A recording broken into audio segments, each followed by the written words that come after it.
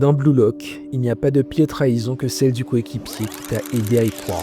Si tu n'es pas à jour, repasse me voir plus tard. Wataru Kwon, le premier à nous foutre la haine lorsqu'on découvre qu'il a vendu la Team Z. Mais dépassons 2 secondes son sourire de serpent, digne de Ginichimaru. Pourquoi est-il devenu ce loup solitaire, prêt à toutes les bassesses pour s'en tirer? Pour le comprendre, il faut revenir à ses années collège. Kwon adorait le foot et il avait de l'ambition. Pro, sélection nationale, Coupe du Monde.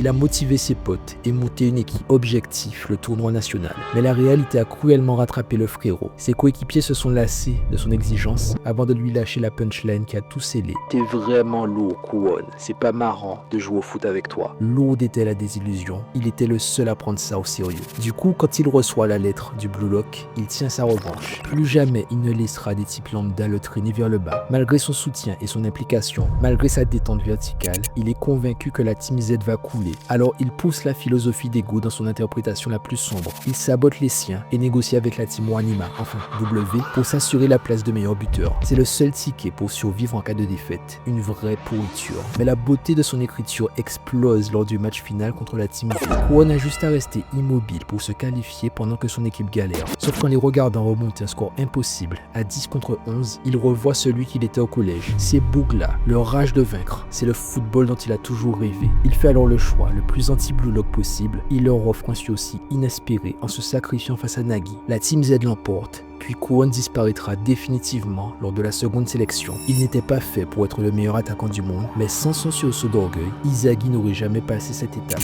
Et comme je le disais en intro, il n'y a pas de pire trahison que celle du coéquipier qui t'a aidé à y croire. Mais que se passe-t-il quand celui qui t'a trahi devient celui qui te permet, de nouveau, d'y croire?